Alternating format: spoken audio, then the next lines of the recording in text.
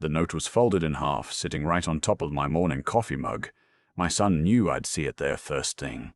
I remember standing in the kitchen in my socks, the floor cold through the thin cotton, the smell of the coffee I hadn't even poured yet.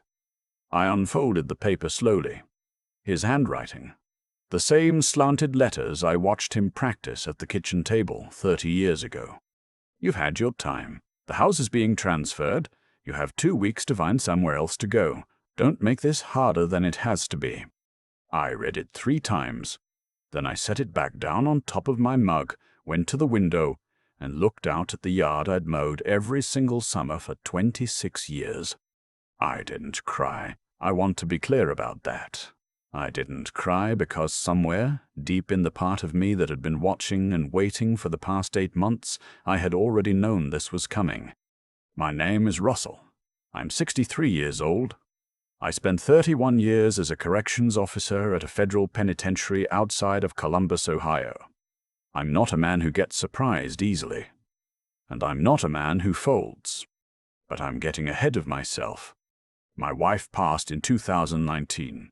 Stomach cancer, diagnosed in March, gone by November. Her name was Paulette, and I want you to understand that when she left, she took something with her that I still haven't found again. We've been married 34 years. We built the house on Carver Lane ourselves. Well, we paid for it ourselves, which felt the same thing back then. 3 bedrooms, a screened-in porch, a backyard big enough for a garden. Paulette grew tomatoes. Best tomatoes I've ever tasted in my life, and I've tasted a lot of tomatoes. Our son was 31 when she passed. His name is Dominic. He flew in from Dallas for the funeral, stayed a week, flew back.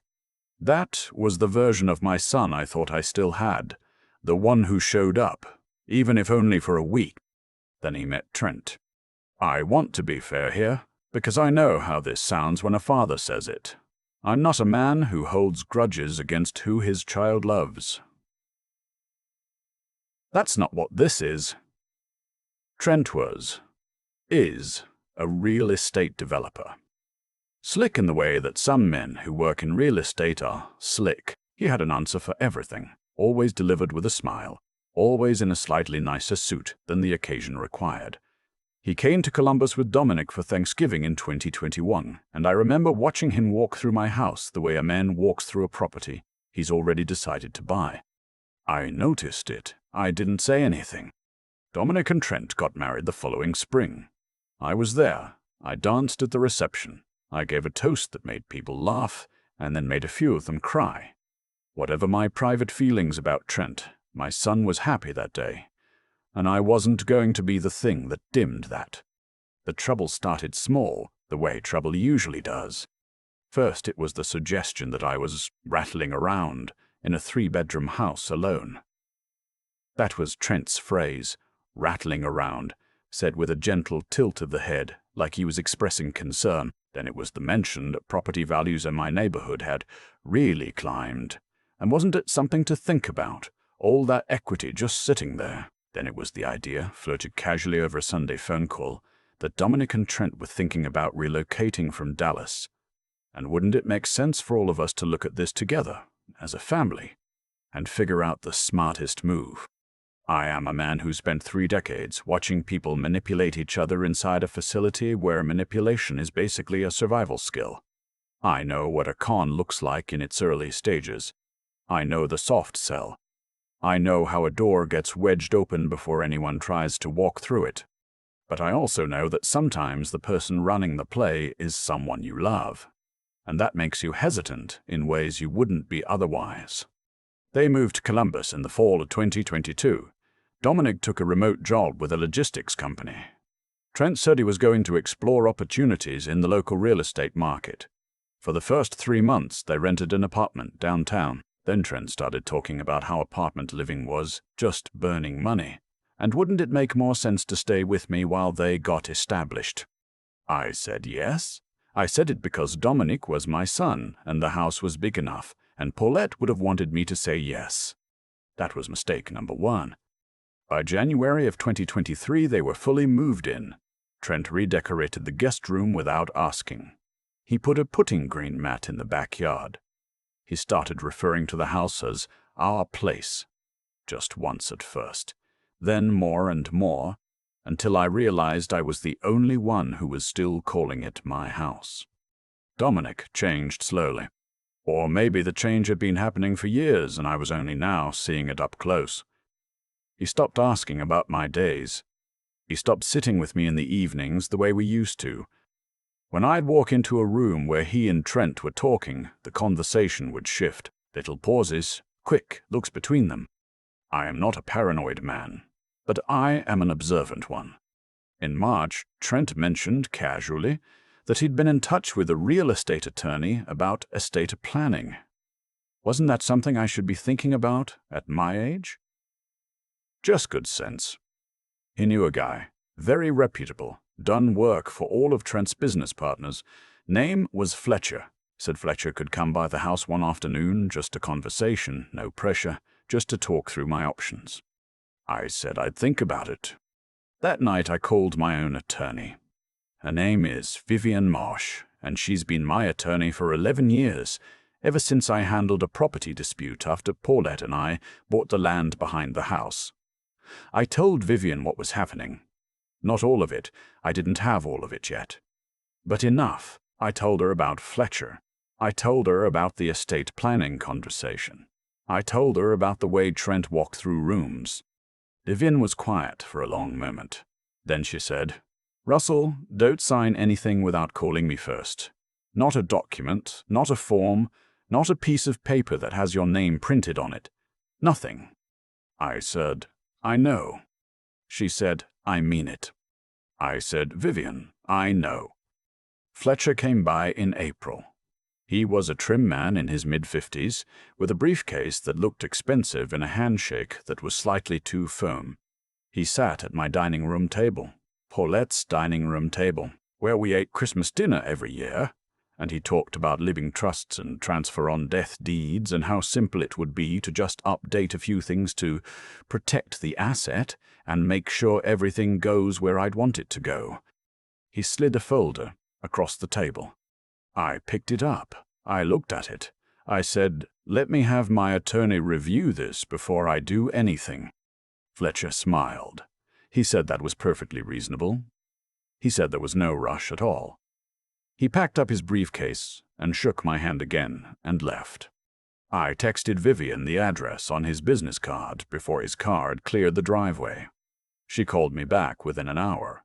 Fletcher, she told me, had surrendered his Ohio bar license in 2018, following a disciplinary proceeding related to fraudulent real estate transfers. He was currently operating under a different LLC name. The firm on his business card did not exist. I sat with that for a while. Then I called a friend of mine, a man named Curtis, who I worked with for 15 years inside the facility and who now works as an investigator for a law firm downtown. I told him what I'd found out about Fletcher. I asked him if he'd be willing to dig a little. Curtis said, "Give me a week." It took him 4 days. What Curtis found was this. Trent had used a similar arrangement twice before in other cities. The setup was always the same. Move in with an older relative or manufacture a reason to have access to their home. Introduce a fraudulent estate attorney. Get documents signed transferring property into a trust or LLC controlled by a third party. Once the transfer was recorded, the original owner had very little legal recourse without an expensive and difficult challenge. The property would then be sold, with proceeds flowing through a shell company. The 2 previous families, one in Phoenix, one in Memphis, had lost their homes. I want you to understand what it feels like to read something like that about your son's husband. About the man who danced with my Dominic at their wedding while I stood there and gave a toast. I didn't eat dinner that night. I sat on the back porch in the chair I've been sitting in for 26 years, and I looked at Paulette's garden bed where the tomato plants used to grow, and I thought about what I was going to do. I called Vivian back. I told her everything Curtis had found. I told her I hadn't signed anything. She told me we needed to act carefully and thoroughly, because if we moved too fast, Trent would simply disappear before anyone could hold him accountable. She said, "Let them think it's still working. Let them get to the point where they feel confident. Then we move." I said I understood. That was April. What followed was the hardest 3 months of my life, and I have had some hard months. I had to sit across the dinner table from Trent and make small talk. I had to watch him take calls in the backyard and pretend I wasn't watching. I had to let him introduce me to a notary who said was a family friend, and tell her I wasn't quite ready yet, maybe next week, while she smiled and said, of course, no rush. Dominic, I genuinely don't know. I've gone back and forth on this more times than I can count. I don't know how much he knew. I don't know if he was a willing participant or if he was another person Trent had worked on for years until he didn't see things clearly anymore. What I do know is that my son handed me that note. Whatever else is true, he wrote those words and put them on my coffee mug. The note came on a Tuesday in July. By that point, Vivian had everything documented. Curtis had filed a formal fraud report with the Ohio Attorney General's office, and the investigation had been open for 6 weeks. The fake notary had been identified. Fletcher's LLC had been tracked to a registered agent in Nevada. Trent's previous 2 schemes had been connected to his current activities. There was a federal wire fraud angle because some of the LLC transfers crossed state lines, which had brought in another layer of interest from the U.S. Attorney's Office in Columbus. None of them knew any of this. When I read the note about having 2 weeks to leave, I went to my bedroom, opened the drawer of my nightstand, and took out my phone. I called Vivian. I told her it was time. She said, "Are you sure?" I said, 2 weeks is more than enough. I did not move out. I want to be cleared about that too. It was my house. My name was on the deed. It had always been on the deed, and it remained on the deed, because I had never signed a single thing Fletcher or anyone else had put in front of me. What I did instead was this. I went to work. Vivian filed a civil fraud complaint against Trent and Fletcher and the Nevada LLC that same week. The Attorney General's office, which had been waiting for this moment, moved simultaneously. Curtis connected the case file to the federal wire fraud investigation, which had quietly been building since May. On a Thursday morning, 11 days after I received the note, I was sitting on my front porch drinking coffee when 2 vehicles pulled up to the house. 4 agents went around to the back. 2 came to the front door. I had known they were coming. I had given them the access code to the gate. Trent was in the kitchen when they knocked. I heard him from the porch. I heard the sound of his voice change, that particular shift from confidence to something else, and I kept drinking my coffee. Fletcher was picked up at his apartment in Worthington that same morning. The LLC accounts were frozen. The assets inside them, money that had been moved in anticipation of completing the transfer once they got my signature, were seized pending the fraud proceeding. They never got my signature. Dominic called me 47 times that day. I know because I counted. I let them go to voicemail. I wasn't ready yet. I needed to sit with everything, let the dust settle, decide what kind of father I was still going to be after all of this. What I did do eventually, about 3 weeks later, was write him a letter. Not a text, not a phone call. A letter, the way I was raised to communicate something important. I told him that I loved him. I told him that love didn't mean I was without limits. I told him that if he wanted to have a relationship with me, he would need to demonstrate, over time, not in words, that he understood what had happened in that house and what his role in it had been. I told him I was not interested in a conversation about blame or explanations until he talked to someone, a counselor, someone outside the situation. I sealed the envelope and mailed it, first class. He texted me 2 days later, just 3 words, "I'm so sorry." I haven't responded yet, not because I won't, I will, but because I need him to understand that sorry is the beginning of a conversation, not the end of one. The house is still mine. Paulette's garden bed still has the raised cedar border I built for her the summer before she got sick. I've been thinking about planting tomatoes this fall. Maybe not as good as hers. Nobody's tomatoes were as good as hers. But something. A start. I'm 63 years old. I spent 31 years watching people run games on each other in one of the hardest environments there is. I'm still here. I'm still standing. And the coffee tastes exactly the same every morning, in my kitchen, in my house, on Carver Lane. That's enough. For now, that's enough. I keep thinking about that coffee mug, the way the note was just sitting there, folded in half, like it was nothing. Like 26 years of mortgage payments and mowed grass and Christmas dinners were nothing. People ask me if I'm bitter. I tell them no, and I mean it, but not because I'm some kind of saint. I mean it because bitterness is what Trent was counting on. He built his whole plan around the assumption that a man my age, grieving, living alone, would be too rattled to pay attention, too trusting to question a man in a nice suit carrying a briefcase, too worn down to fight back. That assumption was his undoing, not mine.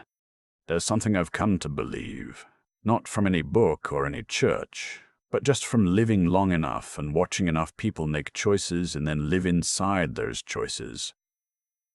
What you do in the dark always finds the light eventually, not because the universe is keeping score in some mystical way, but because dishonesty has a structure to it, and structures have weak points. Trent had run the same play in Phoenix, in Memphis. Each time he got away with it, I think he got a little more careless, a little more confident. By the time he sat down at my dining room table, he had stopped thinking about what could go wrong. That's what greed does. It narrows your vision until you can't see what's right in front of you. What I had, what saved me, wasn't luck. It was 3 things, and I've turned them over in my mind 100 times since that Thursday morning when I sat on my porch and listened to Trent's voice change in the kitchen. The first was honesty with myself. I saw the signs early and I didn't talk myself out of them. That's harder than it sounds. When the person running a game on you is someone connected to your own child, every instinct you have wants to find an innocent explanation. I let myself see clearly, even when it hurt. The second was knowing when to be still and when to move. Vivian told me to wait, and I waited. 3 months of sitting across from Trent at dinner. 3 months of watching him walk through my house like he already owned it. Some people would call that patience. I call it intelligence, the kind you develop when you've spent 31 years in an environment where moving too fast gets people hurt. Knowing what you know and choosing the right moment to use it is not weakness. It's the whole game. The third was simply refusing to give up on myself. That sounds small. It isn't. I was 63, widowed, living alone, and the person I'd raised was handing me a note telling me my time was up. In that moment, the easiest thing in the world would have been to believe him, to start thinking of myself the way he was thinking of me, as someone past his usefulness, someone who could be moved around like furniture. I didn't. I picked up the phone. I called Vivian. I called Curtis. I kept going. Paulette used to say that the measure of a person isn't what happens to them, it's what they do with their hands in the 5 minutes after. I think about that a lot. I think about the 5 minutes I stood at the kitchen window looking at her garden after I read that note, and then I went and picked up my phone. That's the whole story, really. The rest is just details.